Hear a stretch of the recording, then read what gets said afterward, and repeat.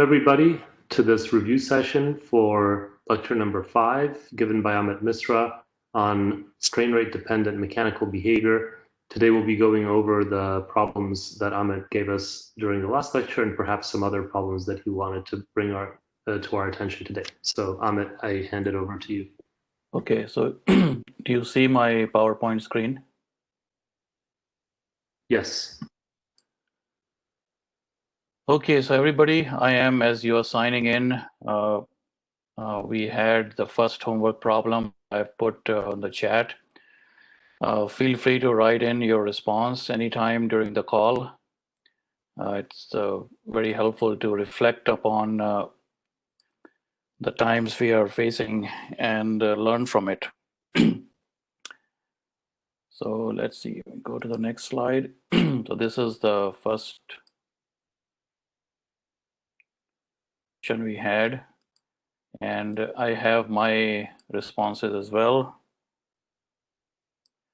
which is along the lines of what Mike has written. And I had 2 of these, so it's a tie for me. Being a department chair, I have to wear a tie often at work, so I'm more relaxed now. And in our normal routine, how many unproductive things we were doing and not realizing it. So I ended up doing a Google search. And if you do a Google search about what are some of the common productivity killers at work, this is independent of who you are and what you do. And you'll see some of these things that have come up. So I encourage you to just inform yourself, do a Google search and look at what kinds of things have been posted. You can realize that useless meetings are the #1 reason, and a lot of things that are wasted in other kinds of activities. So it was interesting to go through and analyze what we are doing so that when we get back to the way things used to be, we can hopefully recalibrate a little bit. And yep, the others are posting some very wonderful things. Zero commute, can attend more seminars, time management. We are learning some other things as we get challenged to perform in these constraints. More relaxed attire, certainly more relaxed attire. You have more control over your schedule, your time. And my point of giving this question was that, it's been 3 months, and as we plan to get back in fall, we should utilize this effectively to do some self-reflection on what kind of environment brings about the very best in our productivity, and utilize that as we get back into a hybrid mode this fall. So keep typing in your responses as you think of things in the chat. I will proceed now to the second question, so the technical questions. This is a schematic plot showing the dependence of flow stress on strain rate, different temperatures. So this is a plot. It's actually taken from Meyer's textbook. It's a very simple way to summarize a lot of things we covered in the lecture last time. And this is the #1 take-home message from what we covered. You should be able to just schematically draw this on your own without having to look up the lecture notes. And you will see that on the y-axis, there's a total flow stress, and at 0, and x-axis temperature, at 0 Kelvin, at 0 Kelvin, you'll see the flow stress is the highest. And in general, the flow stress comes from 2 kinds of barriers that give rise to that activation barrier. Some can be overcome by thermal fluctuations, and some cannot be. So at a finite temperature, as part of that barrier gets overcome by thermal fluctuation, the flow stress decreases. So we keep seeing that decrease at a given strain rate epsilon.1 until you reach the point where it's only the athermal part that is left, which cannot be overcome by thermal fluctuation. So you reach that saturation value, which is the athermal contribution. Now, if we increase the strain rate, you will see the curve shifts up. The temperature dependent part of the curve shifts up, which means that at a given temperature, what is happening is even though the temperature is the same, so which means the thermal energy available is the same, but the time available has decreased. So some of the barriers that statistically could be overcome are not being able to overcome anymore. And therefore the applied stress has to do more mechanical work. And so the applied stress has to increase. So that's the effect you see of increasing flow stress at a constant temperature with increasing strain rate. As a result of which the crossover point gets shifted to a higher temperature. So it's a very simple way to summarize this thinking and understanding the strain rate dependent and temperature dependent behavior. This is another schematic which also is taken from the Myers book. So you can go back and read the section in the book. Is the activation barrier, and it is showing that at zero temperature, all of that barrier is coming from mechanical stress. And at some temperature, part of that barrier can be overcome by thermal fluctuation, so the stress decreases. And with increasing temperature, more of the barrier can be overcome and so on. So stress continues to decrease. So this is the way to address that. It was an important thing to summarize from that lecture. The next question is more sort of an ongoing research topic. So I said last time that most of this lecture is textbook level, but this is something that you will typically not find in textbooks. FCC, BCC, nanolaminates, or in general, nanoscale materials.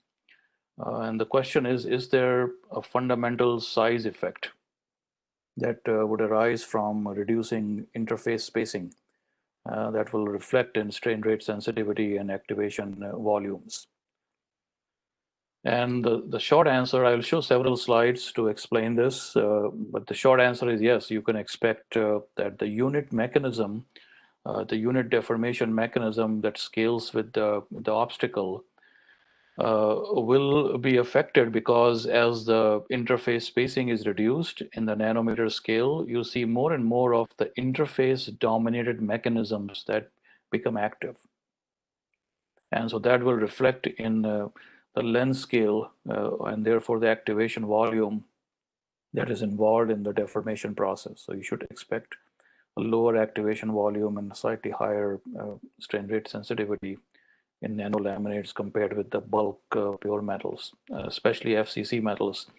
PCC metals are different because they have a intrinsic lattice resistance, the Piles-Nabarro stress, so they have lower activation volume for that reason. I will say that this is an active area of research where a lot more work is needed, and CREDDS Center will be doing some of that research. And if you find other publications in this topic, feel free to email us. We are interested in knowing more about it. So what I have is to elaborate on this, a few slides that I will show to explain what has been done and what kinds of strain rate sensitivity and activation volumes have been measured and how those have been explained. First of all, in the broad category of nanostructured materials, I chose the example of nanolaminates. And within nanolaminates, I chose the example of FCC, BCC. You can have nanolaminates that are FCC, FCC, or FCC, HCP, or BCC, HCP. So just for that particular specific example, this is a crystallographic orientation relationship of that interface. And the nanolaminate is just a periodic repetition of this interface boundary. And this relationship is called Kurtjimov-Sachs relationship, where the post-back planes, the 111 plane of FCC copper is parallel to the 110 plane of BCC niobium, which makes up the interface boundary plane. And the direction coming out of the image is 1 bar 10 for FCC copper. The direction coming out of the image for BCC is bar 111. So close back directions are parallel, close back planes are parallel. So that is the relationship. And shown here are the possible slip planes. So there will be 3 other 111 slip planes in the FCC side. And you have 5 others 110 type planes on the BCC side. So one of those are shown here, which have a common line of intersection. And the question to ask is, how would the deformation mechanisms change as a function of the interface spacing? So this is one interface, and imagine this unit cell of the one slab of FCC and one slab of BCC gets repeated periodically. How will that change? So that has been studied by many investigators. This is a schematic plot from some of our earlier papers that shows how the unit mechanisms will change as a function of the layer thickness. At micrometer scale layer thickness, you get dislocation pileups. And as the layer thickness is reduced to nanometer scale, there is not enough room to form a dislocation pileup. So you get these hairpin dislocation loops that are confined by these interface boundaries that are obstacles, and dislocations are gliding within individual layers. So that unit process has a certain kind of scaling law with the layer thickness. And eventually, when that barrier gets broken, as the stress keeps on increasing with decreasing layer thickness, the characteristic interface barrier stress, when that gets exceeded, dislocations can transmit across by many different mechanisms. There can be a direct nucleation from the interface. There can be a slip transmission event as shown here in the schematic. The red dislocation goes into the interface and it gives rise to a glide dislocation, blue in the B phase, and residual dislocation left behind at the interface boundary. But whatever be that mechanism, somehow dislocation has to be emitted from the interface on the other side in layers that may only be a few nanometers thick. So that's the unit mechanism that happens at interface boundary. So the question would be, how will this change as a function of strain rate? So all of this is at low strain rate. How will this change as a function of strain rate? And what has been done to understand this? Some of the work done with the molecular dynamics simulations. So next week lecture by Mike Demkovich, and after that the week after by Irene Bayerlein may cover some of this work. This is a paper from Irene Bayerlein's work. So this is a molecular dynamics simulation. So you see a periodic cell here, the same crystallographic orientation relationship that I showed you. In that case, we are looking down from this direction. And so that for that relationship, if you were to strain this material, it can be in compression, it can be in shock, it can be in tension. So this one is showing in tension, tension normal to the interface, tension along the x-axis in the interface plane, and tension in the z-axis in the interface plane. In all of these, what they are showing is the nucleation of a Shockley partial dislocation. So there is under applied stress from the interface boundary, which has a dislocation array structure to it, a cross grid of dislocation arrays, the misfit dislocations. And along the line of that misfit dislocation at the interface, that's where a dislocation loop is seen to nucleate. So there is a nucleation process, and that nucleation is a rate dependent process. So that's where the rate part will come in. So this has been shown to be the unit mechanism by which plasticity gets activated in these very fine scale nanolaminates. So let's now start to think about what would be the activation volume for that dislocation loop emission from interface boundary for that unit mechanism. So there has been not much work, but this is one reference from a group in China where they've measured activation volumes and strain rate sensitivity. In this case, it's copper chromium nanolaminate. This is a 50 nanometer bar. So you could see how complicated this structure is. In this case, the layers are not single crystals. They are nanocrystalline. So there is a copper nanocrystal, and these are grains. This is chromium nanocrystalline, and these are columnar grains. Some of the copper grains have these dark lines. Those are twin boundaries. So this is nano-twinned copper. They have that relationship, Kurdyumov-Sachs, which gives rise to like a fiber texture normal to the interface. So for this kind of a fine scale and really complex microstructure, if you compare what the strain rate sensitivity and activation volumes are as a function of layer thickness Compare that to the bulk FCC and BCC. So these are the strain rate sensitivity. They have seen an increase in M with reducing H. Activation volumes that are shown here. They are also showing data for copper zirconium. You can ignore that for now and just look at the red points, nanocrystalline copper chromium. There is also nano-twinned copper chromium, which is the black data points. But in general, if you just look at the red one, you'll see there is activation volume, which is the V star in units of B cube. So 10 means 10 Burgers vector cube as a function of layer thickness. So you can see how it depends on layer thickness. Reducing layer thickness tends to reduce the activation volume. Now, generally, in this range of layer thickness from about just above 1 nanometer to around 100 nanometer, the activation volumes are in the range of, say, 2 to 10 B cube, which is fairly small. It's even smaller than body-centered cubic metals that are between 20 to 50 B cube. And so the question was that what is the mechanism that you can use to explain that layer thickness dependence? So if we use that loop emission mechanism that was shown in the previous slide and the MD simulation, if you say the rate limiting step is that mobile dislocation in loop emission from interfaces, and think about it like a Frank-Reed source, and see that the Frank-Reed source will get truncated because of the barriers from interface boundary. So that maybe is a way to go about and do a calculation. I found an old reference from Nabarro, who has done a lot of work in location theory.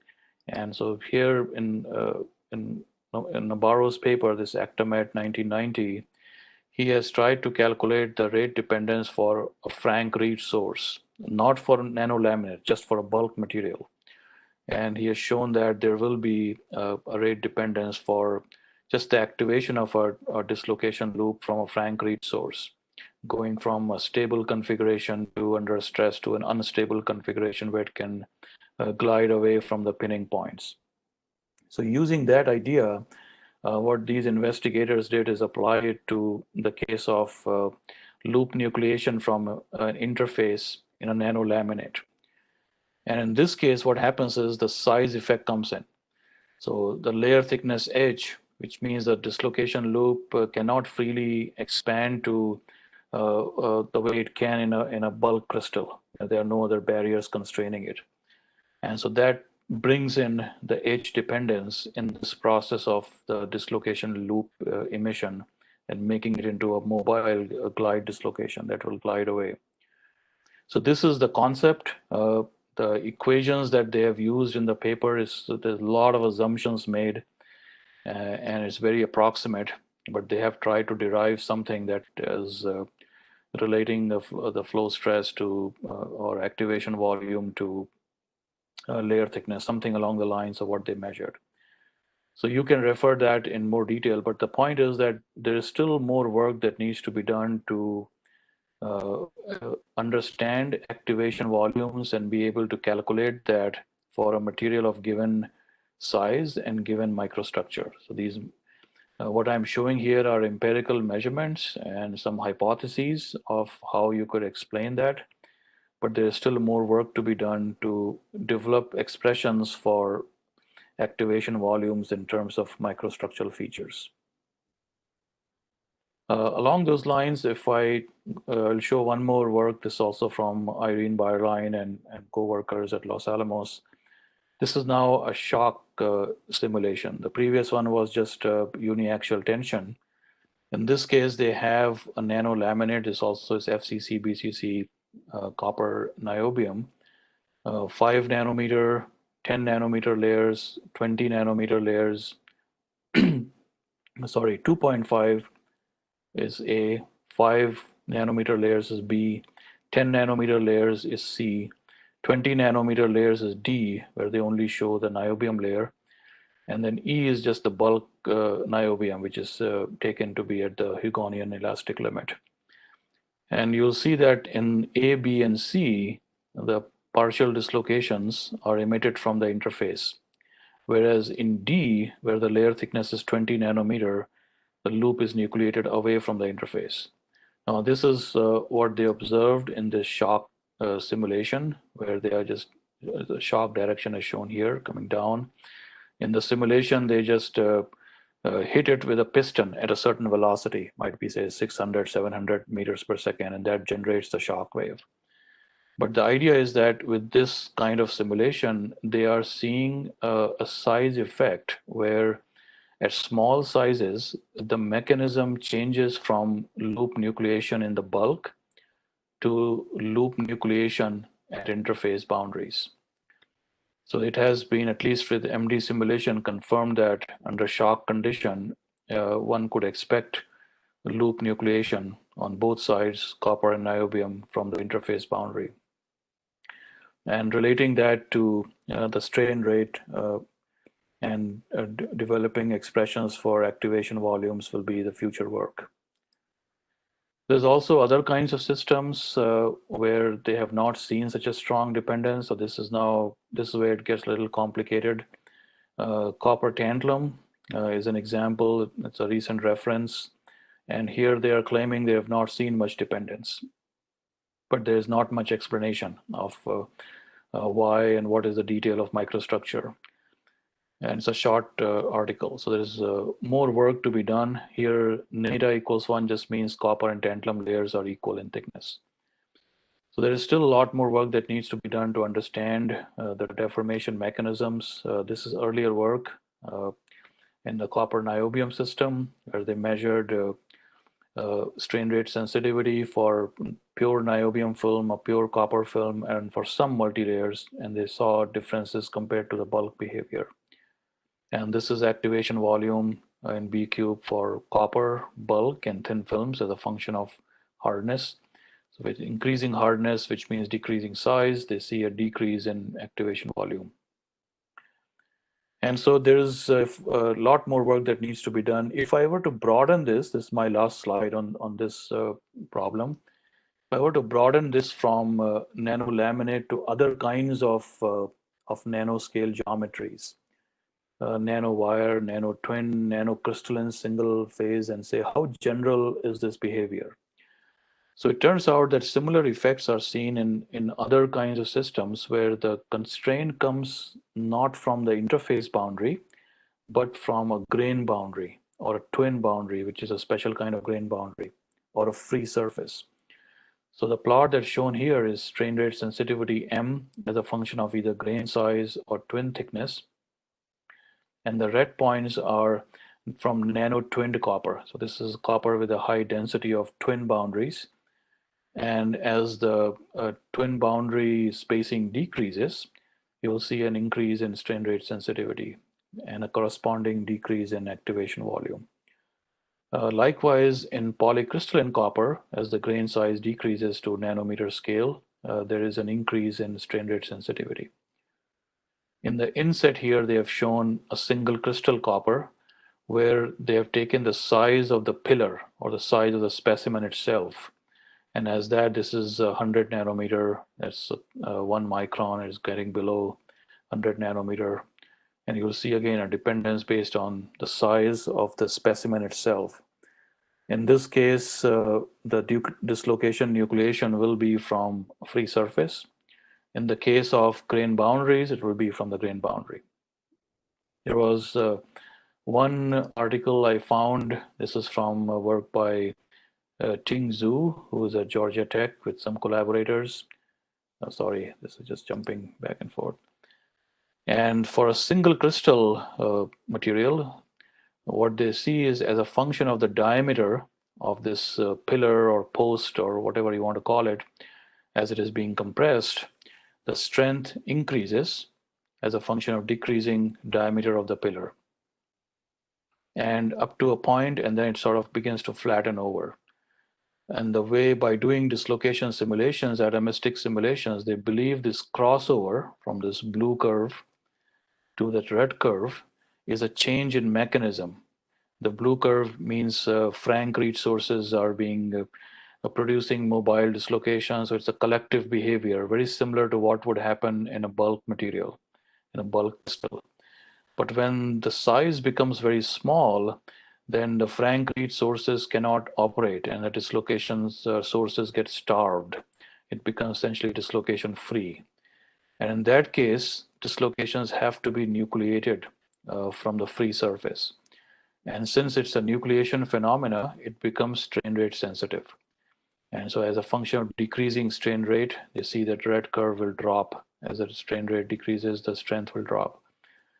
So the indication is that in small sizes, they are seeing that the active deformation mechanism, the unit mechanism, is dislocation nucleation from a free surface, and that nucleation is strain rate sensitive. So that was my summary. It's a part about where more research is needed, so I put that as a homework problem so we could discuss it. And if you find other references, then please feel free to email me. If you have interest in working in this topic, please contact one of us. So my last question. Can I contribute? Oh, sorry, never mind. Go ahead, Mike. Yeah. Were you good? So you were about to talk about the negative strain rate? Yeah. Okay, never mind. Go ahead. Sorry. Yeah, that's my last, and this one will be shorter. There's not negative strain rate. There are a few examples I found. One most common is due to solute atoms that lead to this phenomena called Portevin-Le Chatelier effect that is seen in low carbon steels and in aluminum magnesium alloys. The mechanism is dynamic strain aging, so which means the material ages dynamically during straining itself. This is a stress strain curve, and the signature of this dynamic strain aging is a serrated stress strain curve. A load drop and then increase. So that serration of continuous load drops and then stress has to be increased again to continue plasticity is an indication of this mechanism. If you're not familiar with that mechanism, I have some text here to summarize it. And some of these dilute solid solutions, what happens is that the solutes are mobile and they can diffuse in the time scale of the test itself. So as the material plastically deforms and dislocations start moving, at that test temperature, which means that in steels you have to go above room temperature to see it. In steels, typically they will see it in around 400, 500 degrees C or so, depending on composition. The solutes become mobile enough that they can pin the dislocation. So you increase the stress until dislocations can be unpinned and become free and they start moving. The solutes can then diffuse and pin the dislocations again. So that process of pinning, unpinning continues. And every time a dislocation has to be freed from the obstacles, the solute clusters, the stress will drop. And then again, it gets pinned, the stress has to be increased. Now, clearly that will be, since it involves diffusion of solute, that will be strain rate dependent. So what will happen at higher strain rates, there will just not be enough time for solutes to diffuse and pin the dislocations again. So once it gets unpinned, it can continue moving. So this is the reason why increasing the strain rate will actually lower, not by a lot, but at least slightly lower the flow stress, which gives rise to a negative strain rate sensitivity. Similar mechanism has been also shown in metallic glasses, where they feel that depending on the solutes and diffusion of solutes, the shear transformation zone and how they interact with the solutes can also give rise to a negative strain rate sensitivity. And finally, since in CREDDS we study copper tantalum system, there is this reference I found and they talked about is from Lawrence Livermore. Nanocrystalline tantalum that under nano indentation shows a negative strain rate sensitivity, which means at higher loading rates, it becomes softer. And the mechanism they found by doing high resolution transmission electron microscopy was a phase transformation under indent. So tantalum has the equilibrium phase is the alpha phase, which is body center cubic. It also has this metastable phase, beta tantalum, that's often seen in vapor deposited films, which is some kind of a pseudo hexagonal structure, which is much harder. So at certain critical strain rate, if you can trigger this phase transformation, and form the cubic phase, then cubic phase is softer, so that will give rise to a lower hardness if there is a phase transformation.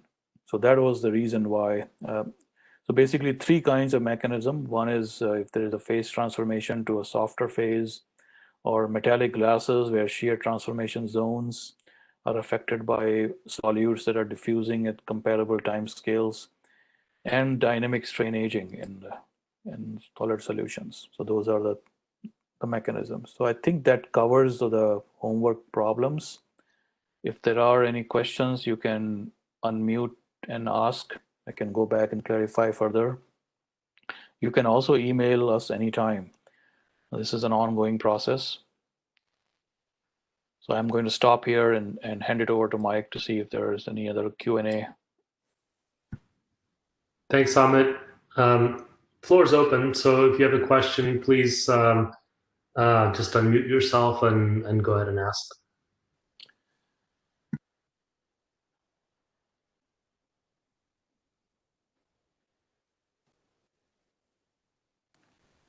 You can type your comments in text in the chat, or you can email us anytime later. So may I ask you a question? Yeah. First is that, so for the question number 4, that for the negative rate sensitivity, is that a value that will be consistent for a while, like, for the positive rate sensitivity exponent, that we can observe this phenomenon for a long time if we do this experiment as long as we can. But for this negative value that you mentioned, the 3 mechanisms, it seems that for the phase transformation, because I'm not an expert in that, so I assume it's just an instant response, and also the dynamic response is also like the zigzag thing. It's not always the negative or the positive value. So can we observe a material that consistently show a negative value in the strain rate exponent? Thank you. Yeah, so so you're right. All of these are mechanisms that have to do with something happening dynamically inside the material. Other than that, I have not found a mechanism that intrinsically would make the material to have a negative strain rate sensitivity. Is that because, like, in the strain rate hardening, like whenever we have a negative value of the hardening exponent, it represents sort of the instability of the material or structure. Well, may I understand this physically at this? Yep, I think you're right. Yeah, this is a dynamic process that in some cases could be a certain kind of instability. Okay, thank you. And my second question is that because you mentioned the creep parameters, and as far as I know, that usually the creep parameters were measured by uniaxial compression tests. That it's a very mature technique, has been done maybe half century ago. So and I read some of their paper. Usually they assume the power law that, let's say, is epsilon dot equal to alpha sigma to the power of n and times an exponential term, including the temperature. So usually in the papers that only the hardening exponent n and activation energy q were mentioned. Usually in the papers they did not mention the alpha, like the constant that we can calculate from the data. So why do people don't mention alpha? Because actually in constitutive simulation, sometimes people prefer to have the value of alpha, but it seems in the paper from experimentalists that usually this were not mentioned. Thank you. Yeah, it depends on, I think their focus was to measure M value and V star, the strain rate sensitivity and the activation volume. So that, and therefore they are only reporting those values. Okay, is that because the alpha value in material science that it does not help that much in understanding the physical thing, or say? So that's possible, but I'm not sure which alpha you are referring to, by the way.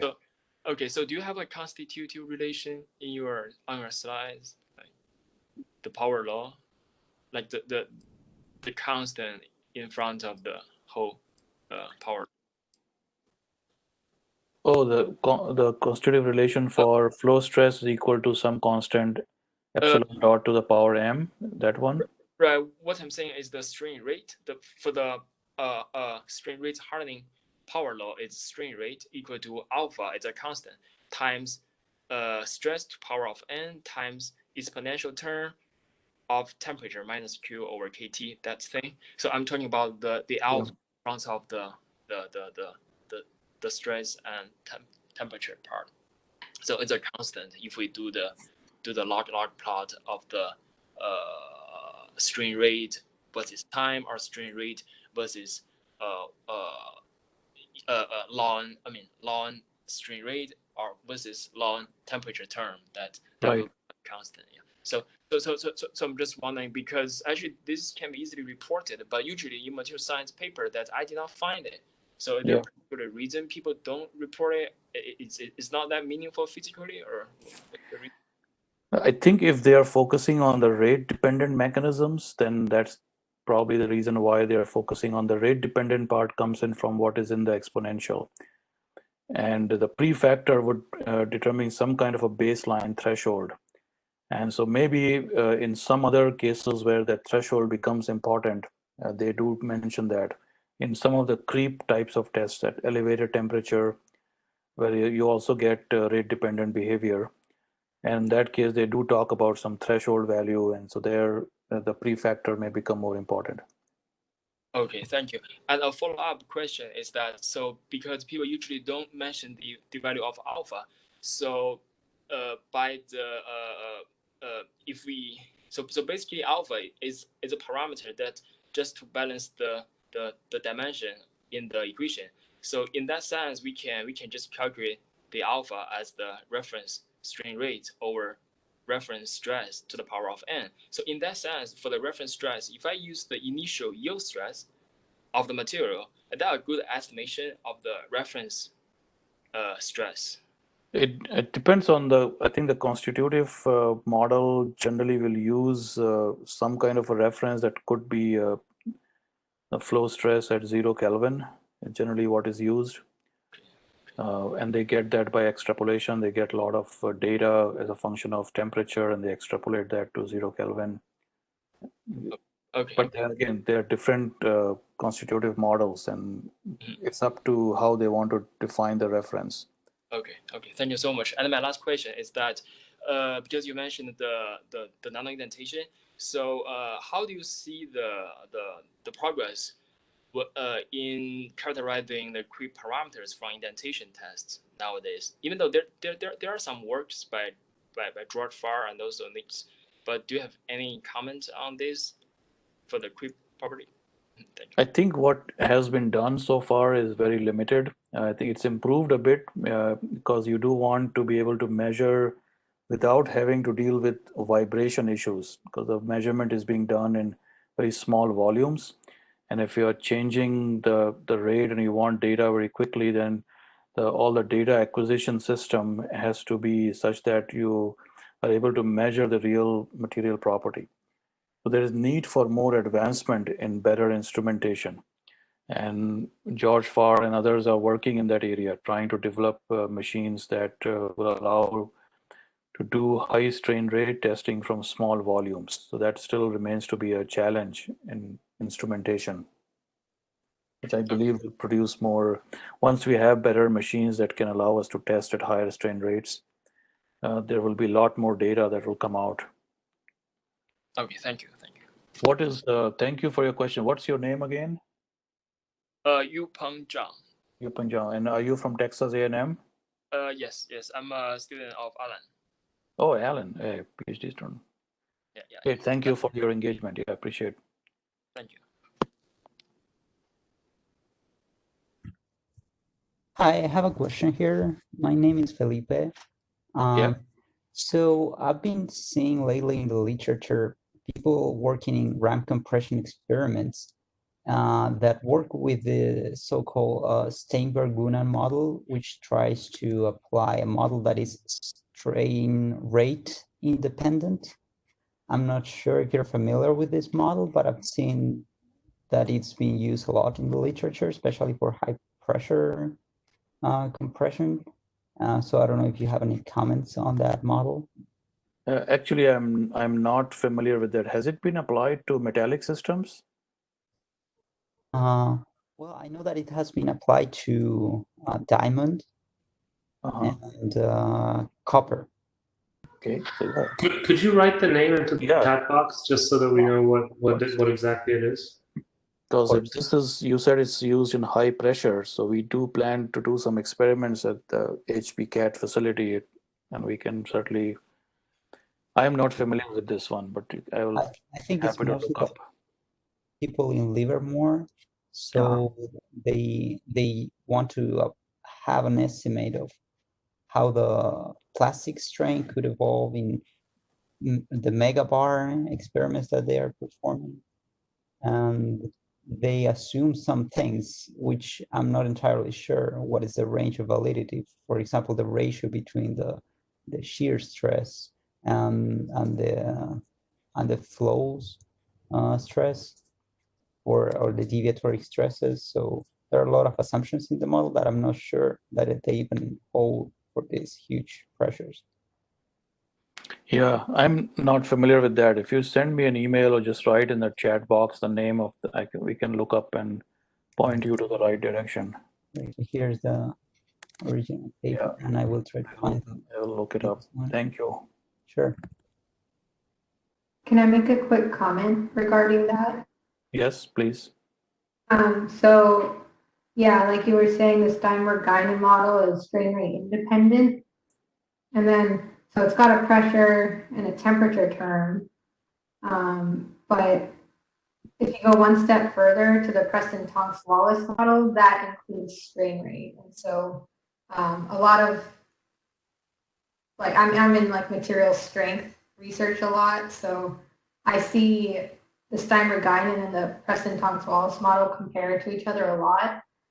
Sometimes they're close, sometimes they're not. I get Felipe, I guess if you wanted to look more into this other model, the Preston-Tonks-Wallace, you can, it's a little more, I don't know, exact, I guess. And it Okay, sure. I'm interested. straight. If you can give me any link to that, I would appreciate it. Thank you. Thank you.